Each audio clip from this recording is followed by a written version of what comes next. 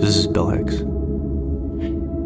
The world is like a ride in an amusement park. And when you choose to go on it, you think it's real. Because that's how powerful our minds are. The ride goes up and down, around and around. It is thrills and chills, and it's very brightly colored. And it's very loud. And it's fun for a while. Many people have been on the ride for a long time, and they begin to wonder, hey, is this real? Or is this just a ride? And other people have remembered, and they come back to us, and they say, hey, don't worry, don't be afraid, ever, because this is just a ride. And we kill those people. Shut him up! I've got a lot invested in this ride. Shut him up! Look at my furrows of worry. Look at my big bank account. And my family. This has to be real. But it's just a ride. And we always kill the good guys who try to tell us that. You ever notice that? And let the demons run amok? But it doesn't matter, because it's just a ride. And we can change it anytime we want. It's only a choice. No effort, no work, no job, no savings of money. Just a simple choice right now between fear and love. The eyes of fear want you to put bigger locks in your doors, buy guns, close yourself off. And the eyes of love, instead, see all of us as one. Here's what we can do to change the world right now to a better ride. Take all that money we spend on weapons and defense each year, and instead spend it feeding, clothing, and educating the poor of the world, which it would pay for many times over, not one human being excluded, and we can explore space. Together, both inner and outer, forever, in peace. Hi, I'm Corrin.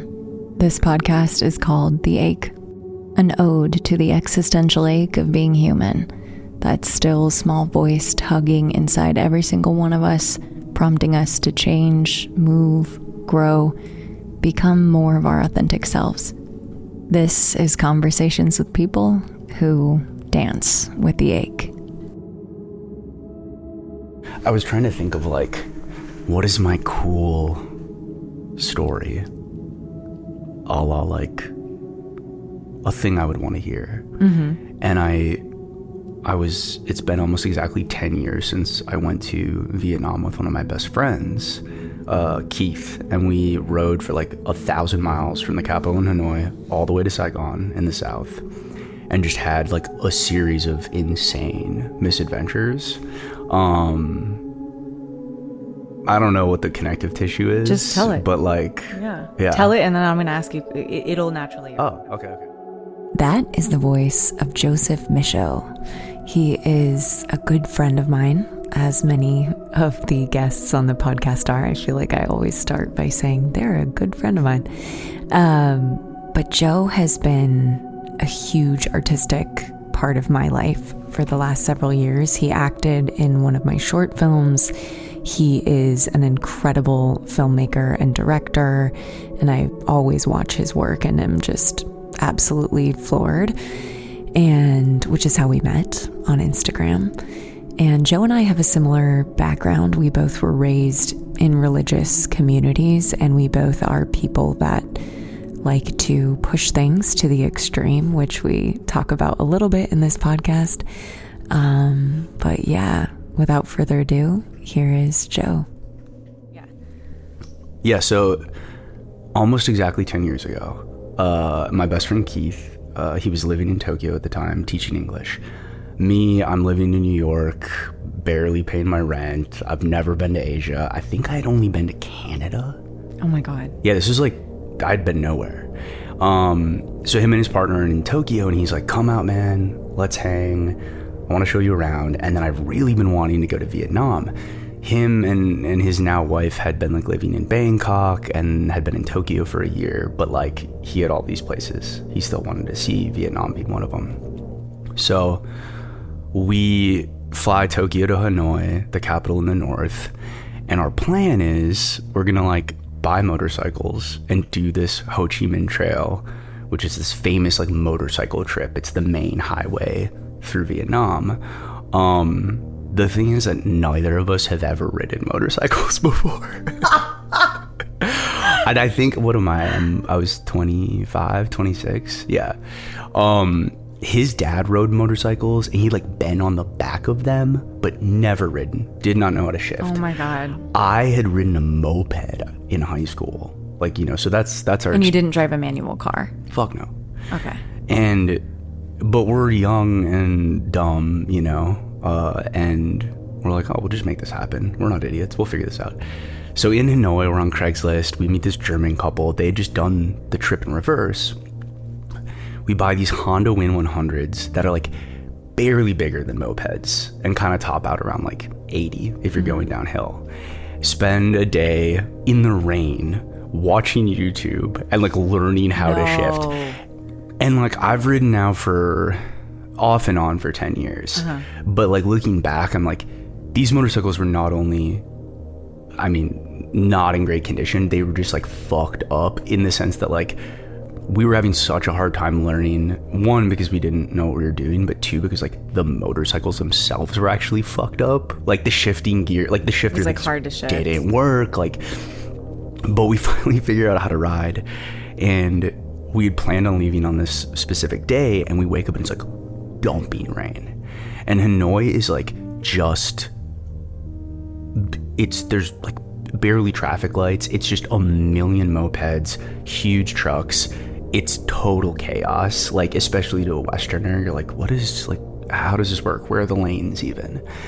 And we were just like, man, fuck it. So we like wrapped our shit up in plastic, put on like, you know, we had rain jackets luckily, and rode out of the city. And that was like the first day I'd ridden for more than like 10 minutes straight. It was like in dumping rain. That is and so we ended up riding for like 20 days, but along that route, we ended up in like kind of towards like the middle of the country, like a very, very rural stretch of Ho Chi Minh Trail. And late afternoon one day, my motorcycle just completely fell apart. I don't know like much about bikes even today, but at the time, like it would start, but like I couldn't shift, you know, so it was just like stuck in neutral. And it's starting to get later. It's 3, it's 4. We're really in this area where like there are no hostels, there are no street lights, like we're out in the sticks. And so we decide to like park my bike under a tree.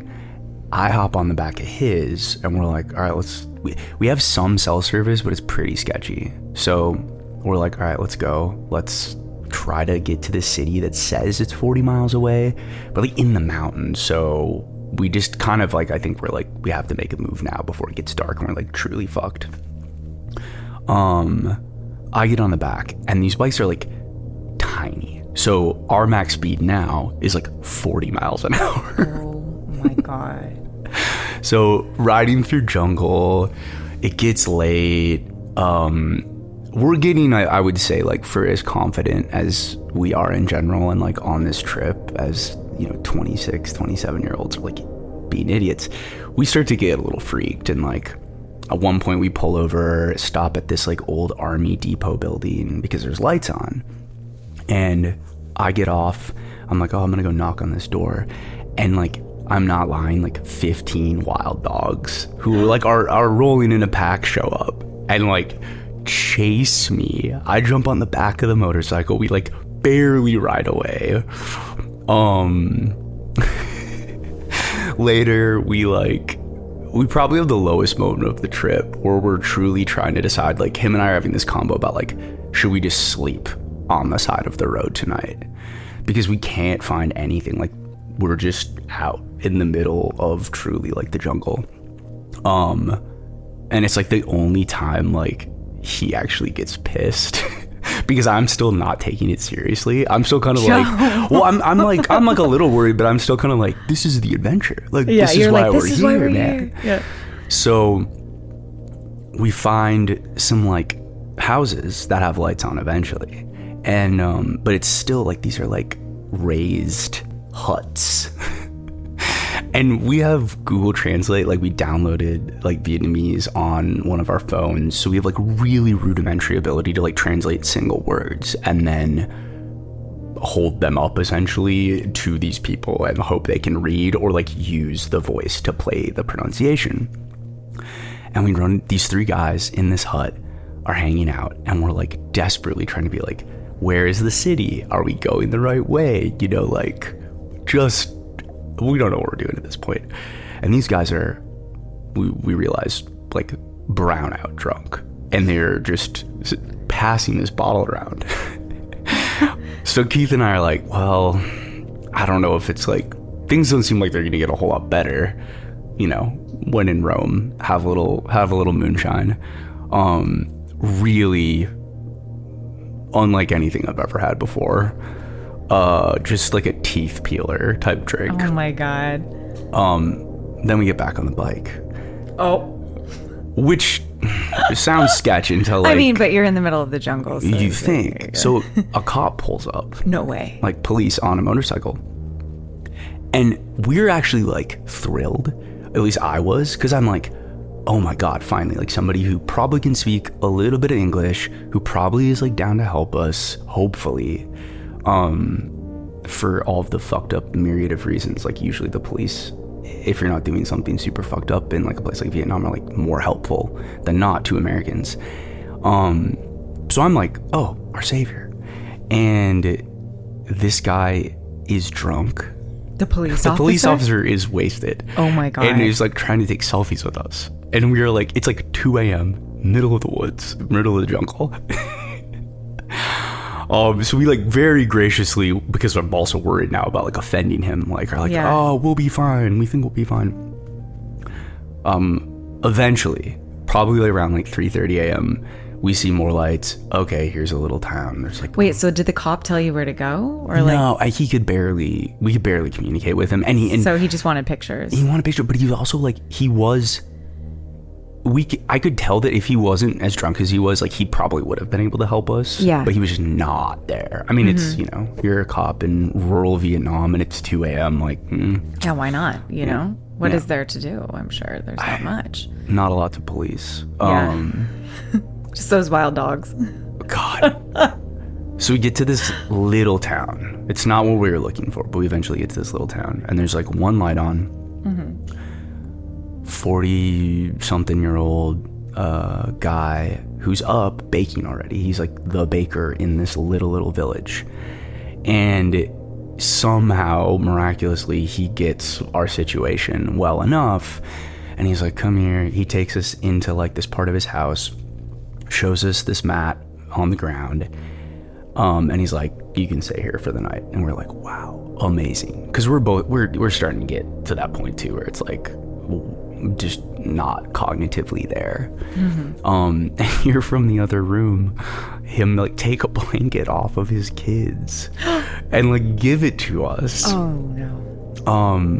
Which was incredible. And like we woke up the next morning, we tried to, you know, pay him, you know, like assholes, you know. We were like, thank you so much, like how can we thank you? He like would not take our money. So we were like, okay, like let's buy bread, because that's gotta be okay. That's your job. That's like what you are doing, you know? And so he agrees, and we buy kind of an insane amount of bread from him, and that ends up being our snack, like our meals for the next like 3 days. Was it good? It was great, yeah. I mean, I feel like every time I'm traveling, I get some doughy item, and I'm really happy. I'm just like, wow, the way they do it here is different, and it's dough, and I'm happy. And yeah. Is that it? That's the story? Yeah, I mean, the very end of the story is like that next day in the village, we meet these teenagers. One of them is a hustler who speaks good English. And we're like, look, we're trying to get here 40 miles away through the mountains to this city where we've been told there's, and we kind of know there's like a mechanic there that can like help us out. But like we have this motorcycle that's 20 miles back. We got to go pick it up. Because we're halfway through at this point, so it's like we're considering all options, but it seems like it makes the most sense to like try to get my bike serviced and fixed. Right. And so this kid sets us up with his friends, and we ride like 40 miles through the mountains in this old VW bus, because they chuck both of our bikes in the back.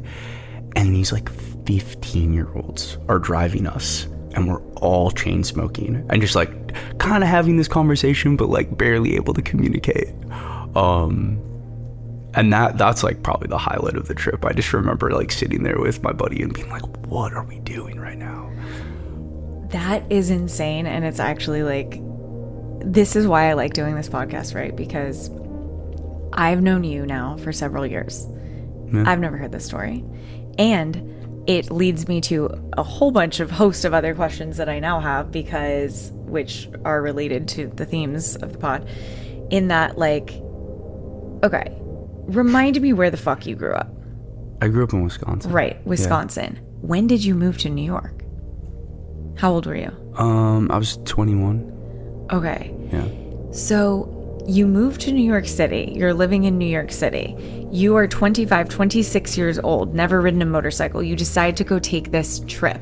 Yeah. And that to me is the most Joe thing that I've ever heard in my life, because I know you, my perception of you, you know, is always going to be limited because I have, you know, my lens that I'm viewing you through. But like, my perception of you is that you are someone that operates in terms of the external world and like approaching a move, a project, like going on a trip, trying something that you've never tried before with not a lot of fear.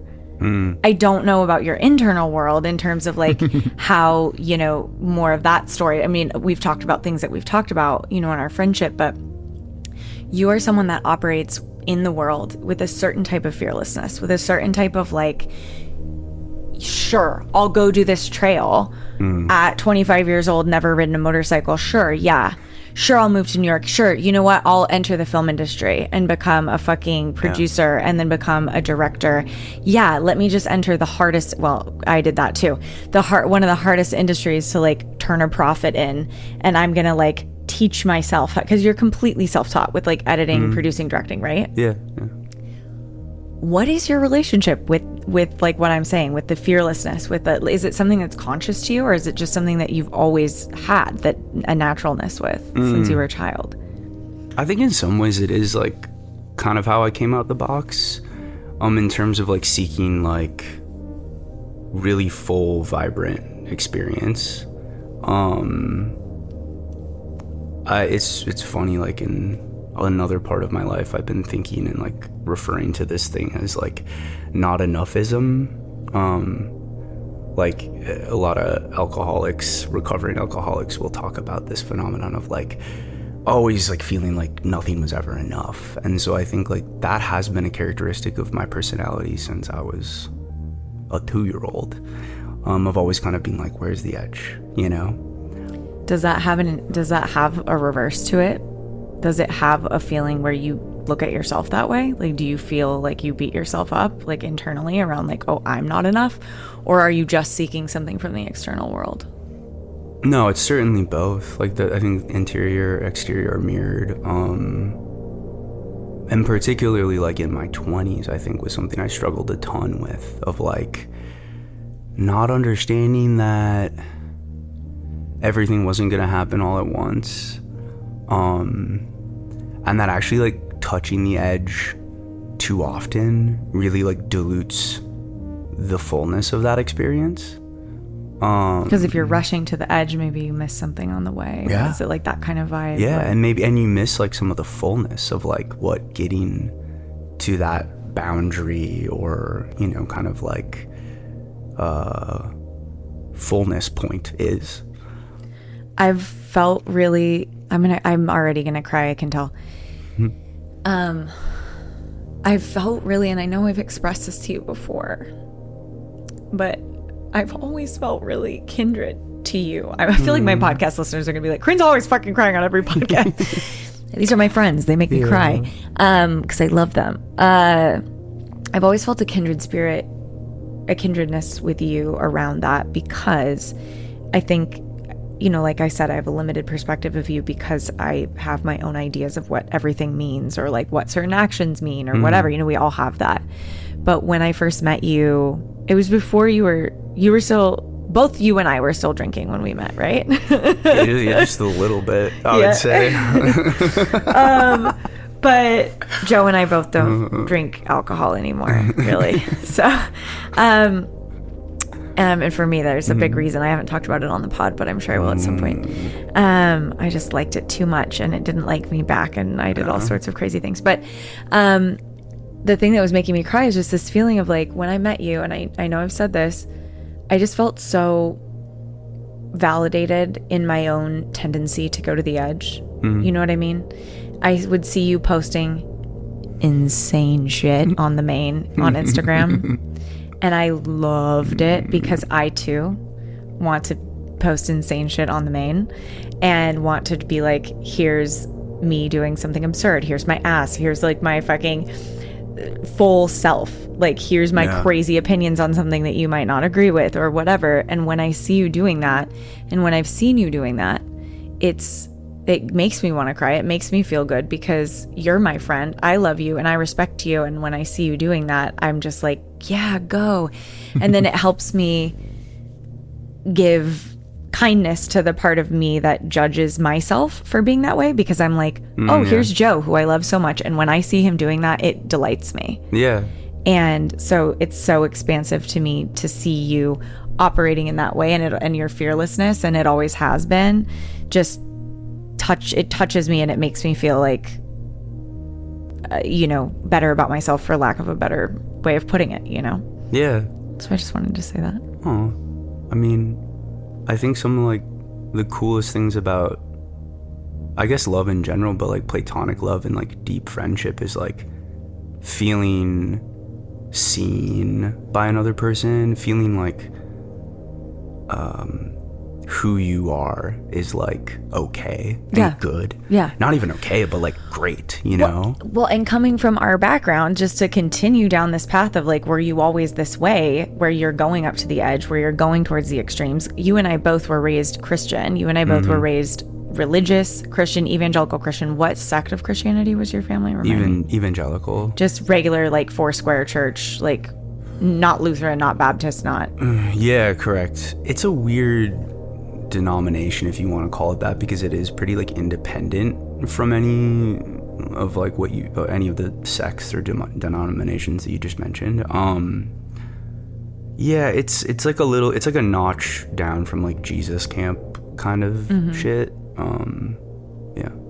Yeah, I was raised United Reformed, which I think maybe we've talked about before, and the differentiation there, which I actually just learned recently from another friend of mine that was also raised Christian Reformed. I didn't realize that one of the main things that separates United Reformed from other denominations is the emphasis on education of children in like catechism and in church beliefs, the belief systems of the church. They also believe in predestination, and there's like concrete answers to a lot of like questions like around free will versus predestination or whatever. Okay. But one of their main focuses is like removing worldliness from like your children. So, I was homeschooled when I was in middle school, and like my best friends growing up were like really homeschooled for like a long time, and like they were very much like their family was imbued. My family left that denomination when I went into high school.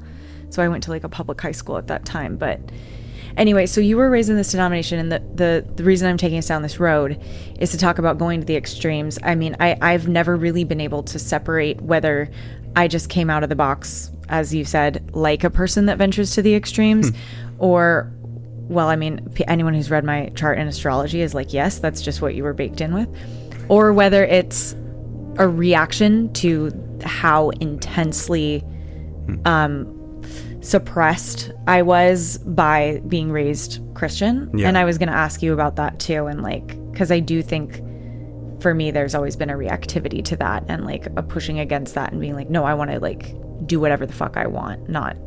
Yeah, I think there's like quite a big boomerang. I mean, like, I very slowly unpacked how, like, when I say this, I like mean it without a whole lot of hyperbole, like incredibly repressed my parents were. And that was even like within a culture in a church. And like, I went to school up until 8th grade in my church.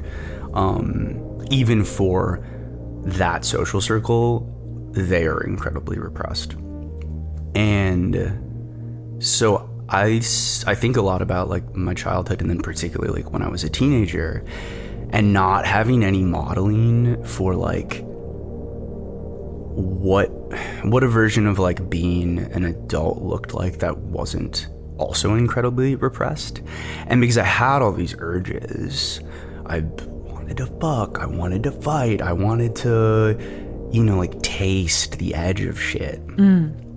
But I only really got feedback that was like, well, that's sinful, immoral, and like going to lead you to eternal damnation.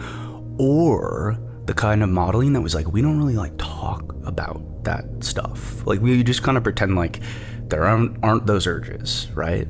Or if they are out there, they exist in a way that's like very manageable and like sort of a thing you deal with in private,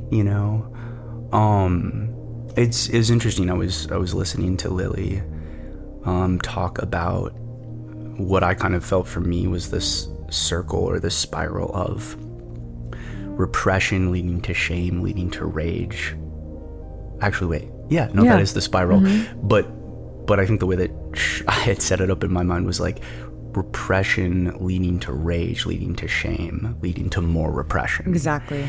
And that was like a cycle I was stuck in forever. And then when I was like out of the house at 18, and then honestly like through my even like early 30s, it was like I was like riding that in my own way, where I was acting, I think, so extreme that I was even like getting shame. Like I was getting shame that like I think most people and myself now would argue is like functionally good shame because of what I was doing. Right. I mean, I went through a similar cycle when I left the church and when I became a Christian again in my adulthood, which was insane. Born again, born again virgin baby. And I'm thinking about doing that. Hey, why not?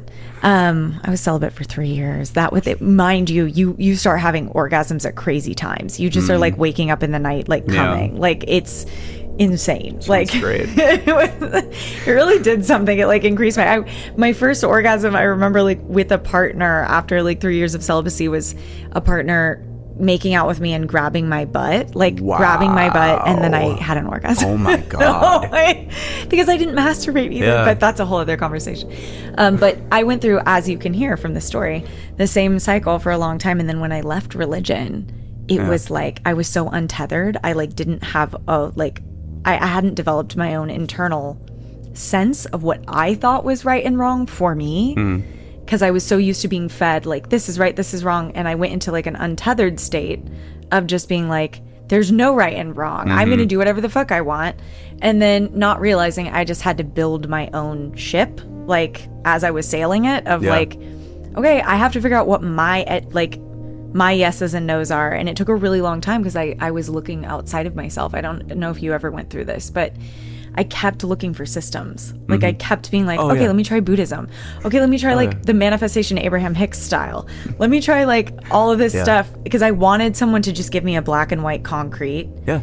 And it was really hard for me to level. And so I don't know if you went through that of leaving the church. And I went through, I kind of, I think like spiritually was never really connected with the church. Like even I have such like a cool, wonderful imagination that like when I was 5 and they were like, well, what's hell like? Well, it's it's separation from God, but it's also like kind of the worst thing you can imagine. And as a 5-year-old, I'm like, oh well, let me tell you about what I can imagine.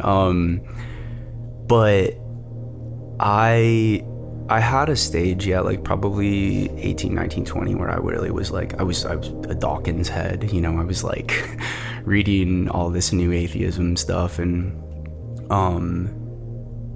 it was interesting. So you were already like separate. You never just bought into it. You just were kind of like from the jump. I had like really such a fear response to it that it always felt bad to me. And one of the things, like I think this is similar throughout Christianity, but particularly in evangelical circles, is like, as a child, is like accepting Christ as your savior, sort of submitting to him. And I would do this. I would say this prayer, and that was sort of like, okay, like you did it now, like now you are saved. I would do it like every week, because I was like, well, how am I sure? I'm like, if I'm fucking this up somehow, if I'm saying the wrong word, if I don't actually mean it, I don't want to go to hell. And so I would do this every week. And I think as I became older and like a teenager and stuff, I kind of had this realization where I was like, well, the only way I'm operating is out of fear. Like, none of this makes sense to me. It doesn't feel good to me. And that's the thing, is I think like we are so much more in tune with what is good and right for us, like in our bodies. And I had a really, really slow process of like, and I still am figuring out my connection to my body. But that was the thing that like from 4 years old, I was like, this is bad. Resistant. I struggled really hard to exit because my experience was largely not fear-based, because my parents aren't focused on that aspect of it. And my parents are also artists and like have artistic, like they're very Christian, but like they have so much love, and the emphasis was always on like the love and like the positive things that you get from like having a relationship with Christ, and like how you can have these communities, and how like you can pray and miracles can happen. And like, I love that I was raised Christian, because it taught me to believe in things that I can't see, and that helps me manifest my future of like, I can hold that vision of like what it can look like of me like reaching this goal, and like I can really believe it, because I was conditioned as a child really to believe like, if I pray to God, like he will heal me if I pray to God. And so I just had these like, my relationship with it was like almost like harder for me to push it away, because the bad parts of it were bad, and the parts where I felt shamed, for me primarily it was around my anger and my sexuality. Yes. And the big two. The big two. The fun ones. And sex was also something that my parents talked about between themselves, and my parents had seemed to me to have a very healthy sex life. Sorry, Mom and Dad, if you hear this, you probably won't. And I would hear my parents having sex, and so like that was like, I knew that it was okay to have sex. You had to be married, or like you had to be within these confines. I like lost my train of thought. You said something that I was like circling around to. We were talking about your like experience. Asking Jesus into your heart. Yeah. When it jogged this for me, because like when I asked Jesus in my heart, my mom said that I was like, come into my heart if you dare, is what I said when I was like 3. If you dare. Wow. Yeah. Wow. I said, if you dare. And she said I was always worried also about the devil, because they would tell me the story of how he was like Christ's favorite. Like he was like an amazing angel, and then he like wanted more. And that desire for more got him like kicked out. Yeah. And it's like, the idea of God always felt like kind of mean to me, because I was like, what do you mean? He wanted to be like you, and you were like, fuck you. I'm the only one that gets to be like this. Flip you off. Like, and that always like fucked with me. And I was always worried about Lucifer. I was always worried about Satan a little bit as a kid, because I was like, he's only doing this because somebody hurt him. And like my parents would teach me that. They would be like, people aren't evil, like something bad just like probably happened to them, or there's something like that they're reacting to. And like, and then I would be like, but then what about like Satan, because we think he's evil, but like isn't he just I was really worried about these things as a child, and here I am having this podcast. But it's just it sounds like you have like a very like humanist lens on Christianity from your parents, which is cool. They did, and I think that was also why I returned to it as an adult, because I associated it with community, and I associated it with deep conversations and like truthful emotional conversations. And then here I am in Los Angeles being like, what the fuck did I do? And I'm like, I need to become a Christian again. And so, how far I've fallen. Yeah. Morning star. Okay, so you transitioned out of Christianity, but you were never really in it. Yeah, and you moved to New York. In a real way, and then talk to me more about like your relationship between like that, going to these extremes in your own shame. Like, where are you at now? Like, how do you feel now in relationship to that? Yeah, it's cool. I'll hopefully kind of like tie it back around, but I have like a really, when you talk about your relationship with like religion and how you were raised in it, feels very different for me because I had a very, I think, personally negative experience. And recently, I mean, I definitely had a negative experience too, but it was mixed. But keep going. There were, which is, I mean, that's, most things are mixed. It's cool because I think in the last few years I've had a little bit of a return to some acceptance and some tolerance, and found some like really important spiritual meaning in some religious concepts. It sounds funny to say it out loud, but like I had a really adverse reaction even to like the term God for such a long time, and last spring was recently sober, reading this Octavia Butler series called Parable of the Sower, Parable of the Talents, and in it the protagonist has sort of developed her own religion as she's kind of drawn away from like her family's Baptist roots, and really like the core concept in this religion that the protagonist develops is that like God is change. And so you got that tattooed on your body. I got it. Yeah, you have the word God tattooed on your body. Yeah, after having with an adverse with a capital G. With a capital G. You know what? I always like go back and forth. I sometimes will capitalize God, Bible, Jesus, Christian, and then other times if I'm feeling angry, like recently on my Substack, I put them in lowercase. It's like depends on the day. Lowercase is just, that's not even, I mean, I love it's a Jesus. name. You know, I have well, like that's what I mean though. It's like it's a name. You're yes, not really, right. You're right. And you know, I have my Corrin's chaos and I have my like erotic relationship with Christ now in my mind. So sexy. I really, the Bible stories are fucking sexy. Like there's some sexy when she washes his feet and then dries with her hair. Oh yeah. And like Lot's daughters, hello, that could be on Pornhub today. God. Lot's daughters getting him drunk and fucking him. Like, oh my Lord. Yeah. it's like, Daddy, I'm stuck in the I'm stuck in the cave. I can't get up. Oh my God. Well, they did that shit. They did that shit in the Bible. Anyway, so you got it fucking tattooed. It's also written by perverts. Yeah, but I mean, who's not perverted? Yeah, sure. Being a pervert is the best. Like, it's amazing to enjoy, sexual fantasies. But I love that you had such an adverse reaction to God. Now you have it fucking tattooed on your body, the word God in a capital G. God has changed. Yeah. Yeah, it's a little wild. It feels nice, and it feels like I'm sure that like my relationship with that higher power, like what I sort of see as like the source of thought and the universe and like the way that I understand stuff is going to continue to change. But it does feel like a lot was like lifted when I kind of made peace with that, and I was like, no, here's like I actually believe that. I believe God has changed. It's not saying a lot.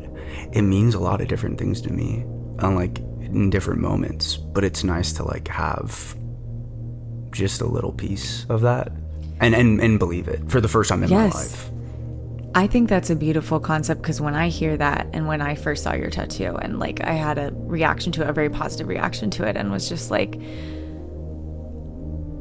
I think the embracing of change, and even I like the idea of God has changed, because it's almost like a worship of change, and like a desire of change and a calling down to you change.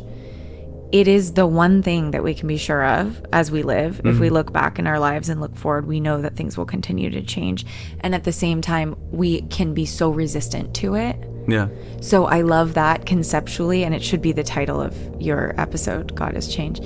And I think to embrace it, to worship it, to call it down to you, to me is like, I'm gonna fucking start crying again, is to remove friction from your own mind as you go through the world, because then you're like, as things change and as things are abrupt and weird and like we're careening towards death, as I always like to say, so much of my pain in my life has come from me resisting what's happening as it changes, or resisting. And so I like this idea of God as that thing, because then you're like, here it is, the holy change. Here it is, the undulation of me with spirit, with life, with the things around me. And I love that. Yeah. Love and tolerance. I'm not really in control of very much. But what you are in control of, and what I do want to ask you as like an abrupt fucking segue, well, not that abrupt, skirt, is I want to talk about your work as an artist. And do you consider yourself an artist? Or do you say, like, is it annoying for me to say artist? No. Some people bump on that. But. I had a moment like a few years ago where I was like, yeah, I'm an artist, and that's like what I call myself. I like saying, on my best days, I'm a filmmaker, you know, because that's how it feels, you know. Yeah. Yeah. Okay, so you and me like stuff that a lot of people can feel is extreme, which, going back to our early conversation, or is dark, or quote unquote like evil, or, you know, an expression of aspects of life that are more fraught. You know, we're both making body horror, like whether satirical or not, we're making like pieces that are about like scary and transgressive shit. Obviously, you acted in one of my short films that a pleasure, is a fave of mine, and I'd do it again in a heartbeat. You would? Yeah, Dana, if you hear this, let's do it again. I would love to get you and Dana back together. Let's find out what happens next. Yeah, we should just do Killers Part 2. I'm like, yeah, whatever. That's a conversation for another day. I love that short film. But it's like murdering and sex and like, you know, crazy shit. But what I want to ask you is, what is your relationship? And I know this is a broad question, so answer as you will, but what is your relationship with that? With the idea that what you create and the reaction that it can have in people of being like, oh, like, why would you make that? Like, if someone was to ask you that, like, what do you say? I mean, I think like good art is not safe, and good art drives people to change the way they think, change the way they behave. God has changed. Yeah, God has changed. And like, so I don't know, I have always found really sort of like extreme themes in film as safe places to explore, you know, tell it. This violence, is what I always say. Sex, the stuff on the edge that people don't want to talk about or think about, but is like very, very real, incredibly real. And I think there's a tie too between like violence, sex, how we sort of like explore those ideas through film, and like how people explore that stuff through kink as well. And yeah, I don't know. I mean, we're in like I don't want to go down a crazy rabbit hole, but I just saw like Sean Baker give his Spirit Awards acceptance speech and talk about the industry and be like, yeah, we're in this stage where like Netflix writer rooms are like writing feature films with the knowledge that like people aren't even looking at the screen. You know, they're like, how do we write dialogue so like you can understand what's happening in the scene without looking at it? And I think that like stuff is getting dumbed down and sterilized like faster and more aggressively than ever before, which is why I'm like, I think there's this place for extremism and the subversive that is like really needed. I agree. And well, I don't have to tell you, you know that I agree. As I have you running around the house almost vomiting to do your scene. Well, that's called bad acting. No, you were so good. Well, that's I get so many compliments on your performance, I won't hear it. People all the time are like, who is that? Well, that's a Meisner actor would be like, you don't need to do that. That's bad for you. And I would... Who cares? Who cares? A person that makes rom-coms is going to tell me, why are you making this film or whatever? And I'm just like, why are you doing that? I'm worried about you. Yeah. I'm worried about... And I have friends who make rom-coms, and I'm sorry, and I'm just going to say it. I do worry about you. Because why aren't you expressing the unexpressed terrible things? I'm sure they are somewhere else in their life. I shouldn't be judgmental. No, my method is just compensation. I just, What do you mean, compensation? Oh, I mean that like running around the house and like getting nauseous is just me being like, I'm not a good enough actor to like go there. Like without... Well, whatever you did, it worked. Oh, so yeah. for me, it worked. Yeah, I felt like it. Yeah. Yeah, I love it. Okay, well, I love that answer. I mean, that's what I always say too. Like, I feel like I've had to face a lot of questions from like people from my former community, like being in the Christian community about like what I do, and it's demonic. And I'm like, no, it's like all I want to fucking talk about these days is shadow integration. You know this, and like anyone that's listening to the pod knows this. And I just think that we can't become whole if we like cut ourselves off from those extreme parts of ourselves. And like you said, I always think and I say that cinema is a safe way to experience those feelings. Oh yeah, because you don't have to go out and punch someone. And so video games too, like you can like, you know, express this shit. Yeah. Grant, I played GTA when I was a kid. I was like beating up the old lady on GTA. Yeah, GTA is safe. I'd worry if you were like playing Manhunt or something. But you're probably all right. Well, you know what? I don't though at the same time, because I think like it's all a mixed bag. Video games aren't causing people to be violent. No. And I think that our culture of suppression, or like the idea of like don't talk about these things, is going to cause more violence than like picking up a fake gun in a game and shooting it. But that's a whole other conversation. I don't know. Yeah. So Lily's in Call of Duty, Helen Park. Hell yeah. Yeah. Okay, beautiful. I'm trying to think. Like, I know there's more shit that I mean, I could talk to you for probably 4 hours. Yeah. What do you have anything else on your list? We could talk forever. What else was on my list? I mean, I like talking and thinking about nature. Oh, I was gonna say, I like talking and thinking about nature. Yeah, I was gonna say, like, I think I have, especially as I've gotten older and I've felt a lot more like comfortable in myself, I think like the one frustration I have with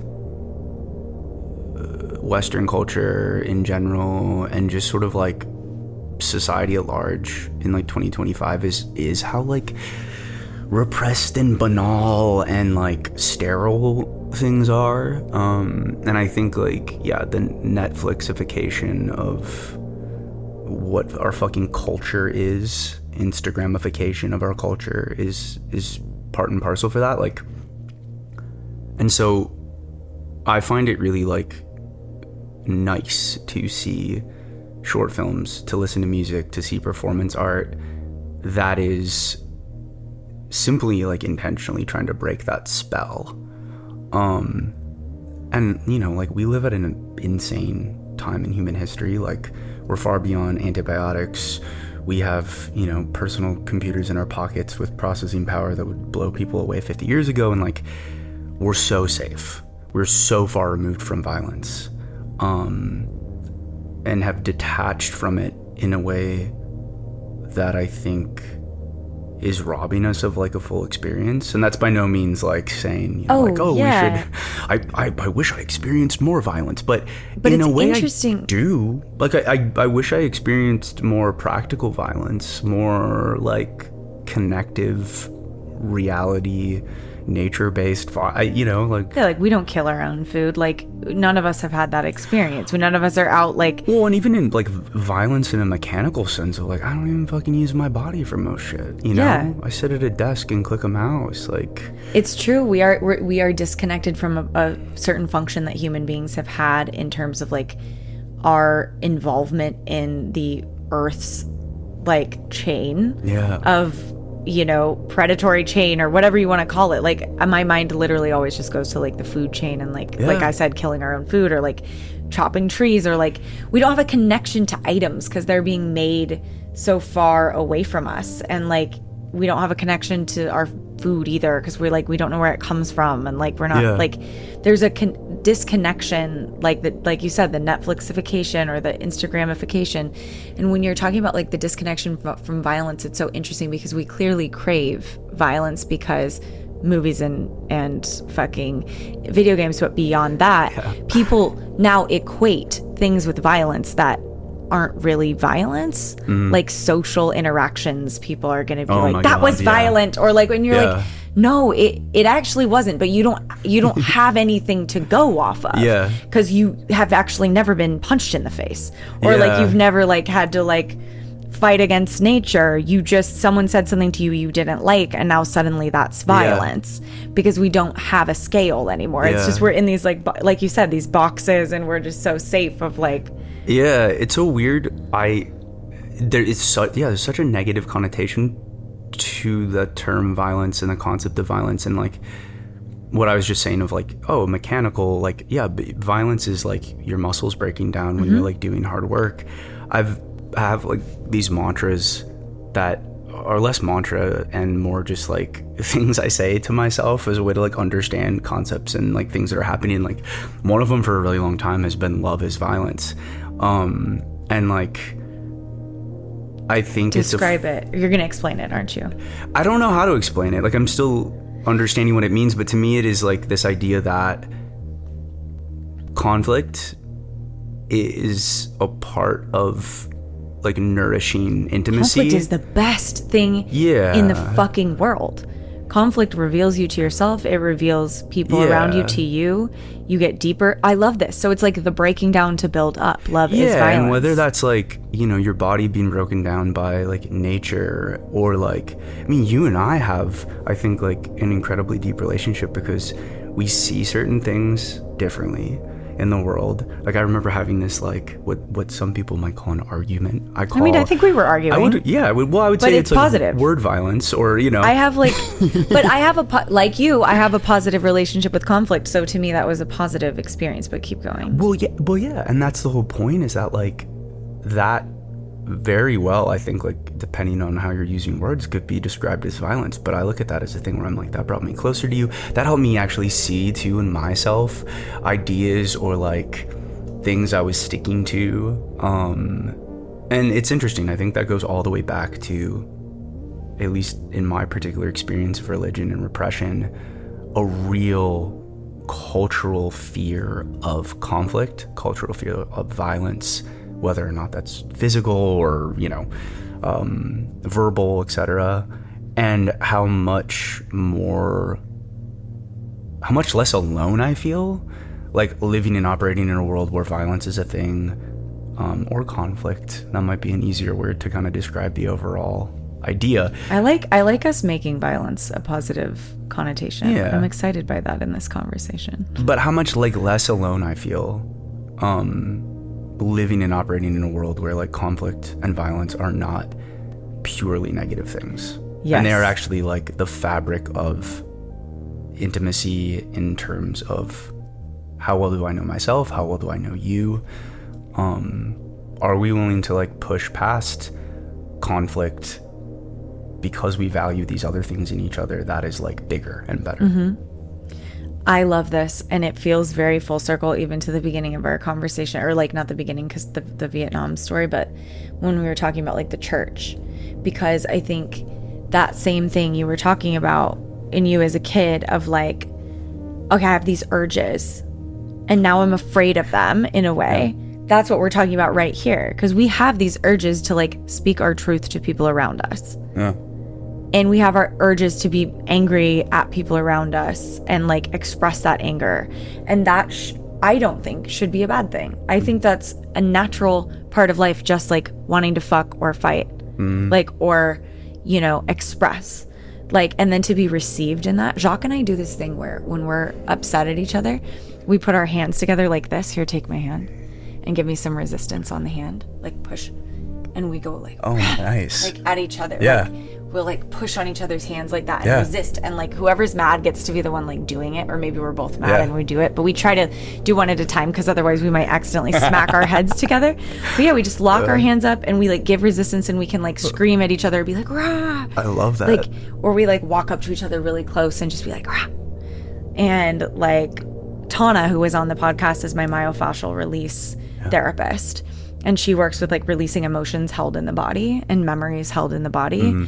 And she kind of like got us onto that a little bit, because she was like, if you like can exert these like urges, then they don't get stuck in your tissues. Yeah. And you have to have that violence. You have to have that like intensity for your body to operate healthy. Yeah. Because it's coming up in you and it needs to be expressed. Just like an animal, just like our dog, when it's like freaked out, needs to like growl at something and then shake. like we need to do that too. We need to and it needs to not mean something negative about us. We need to just be like, yeah, you stepped up in my boundary, and now I'm being like, hey. Yeah. And yeah, I don't know. I've always felt seen by you with like these types of things, because you're someone that feels very safe to me in terms of like, you're not afraid of like anger or like intensity or like expressing. Yeah. And it's like, it's cool to,